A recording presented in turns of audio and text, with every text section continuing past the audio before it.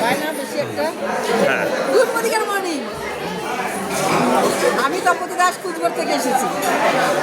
আমি দীর্ঘ 31 বছর হলো আমি চাকরি করছি, একটা হাই স্কুলে জব করছি, কিন্তু সেখান থেকে আমি এত আনন্দ পাইনি। আমি কোনো একটা ঠাকুরের দিকে আমরা ঠাকুরের দিকে ছিলাম, সেখান থেকে আনন্দ পেয়েছি। তারপরে বিয়ের পর থেকে আমার মোটামুটি এগুলো স্টপ হয়ে গেছে। আমার সাথে প্রচুর এসেছে, আমার হাজব্যান্ডও টিচার, আমিও টিচার, কিন্তু এত আনন্দ পাইনি। মানুষের অসুখ বিসুখ কেন হয়? মানুষ যে ঘুরতে পারে না, শুধু টাকা নেয়, ঘরের মধ্যে থাকে, ওই ঘরের লোকগুলোর মধ্যে থাকে, শুধু বড় মনটা হয় না।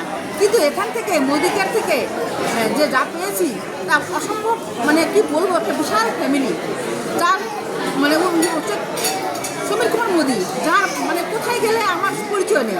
আমার বাবার বাচ্চা আমরা মনে করি 3 জন, আমার 3 জনের সঙ্গে পরিচিত, বা কাকাদের বাচ্চার সঙ্গে। কিন্তু এখানে যে টেবিলে খেতে বসছি, আমি একটা দার্জিলিংয়ে স্টার হোটেলে খেতে বসেছি, সেখানে এখন আমাদের জলখাবার চলছে। কিন্তু এত ভালো, মানে কি বলবো, মানে আমার মানে পয়সা দিয়েও আমি এত আনন্দ পেতাম না। হয়তো বা কোথাও ঘুরতে গেলে হয়তো আমার হাজব্যান্ড, আমার মানে আমার ছেলে, আমার মানে আত্মীয় বিয়েতে থাকতো, কিন্তু এখানে এত বিশাল মানে পুরো হোটেলটাই আমাদের মোদিকেয়ারের লোক। যে টেবিলে যাচ্ছে সেটা যেন আমার ভাই বা বোন। হ্যাঁ, এটাই হচ্ছে কি, মানে এটা মোদিকেয়ার করলেই সম্ভব হয়, তাছাড়া না। তাছাড়া এখানে হচ্ছে কি, সুস্থ থাকা যাবে। এখানকার প্রোডাক্টগুলো সত্যি সত্যি 100%।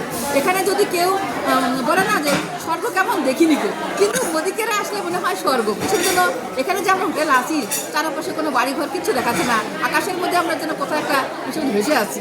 হ্যাঁ, এটা হচ্ছে কি মোদিকের স্বভাব। তাছাড়া আমি দীঘাতেও গিয়েছি, সেখানে নদীর মধ্যে ভেসেছি, মানে লঞ্চের মধ্যে থেকেছি। তারপরে সুন্দরবনে গিয়েছি, সেখানে যে সুন্দরবনে কি শুধু বয়ে পড়তাম। বা তোমার হচ্ছে পুরীতে গিয়েছিলাম, সেখানে মনে করো শুধু মানে বয়ে পড়তাম, পুরী বা দীঘাতে এই সমস্ত অনেকবার ট্যুরে গিয়েছি, কিন্তু আমি চাকরি করেও সেটা পাইনি। টাকা কামাই, টাকা কোথাতে কোথাতে খরচ হয়ে গেছে, সেটা কিন্তু ধরেও রাখতে পারিনি।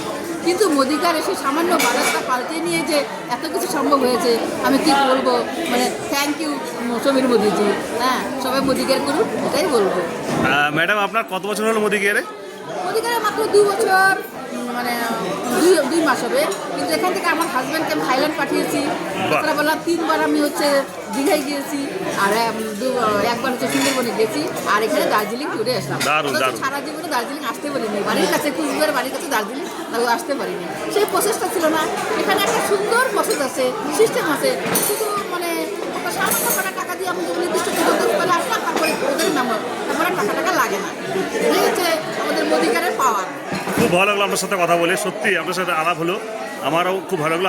আপনার কাছ থেকে আমিও অনেক কিছু জানতে পারলাম, আমি ইন্সপায়ার হলাম। ধন্যবাদ আপনাকে।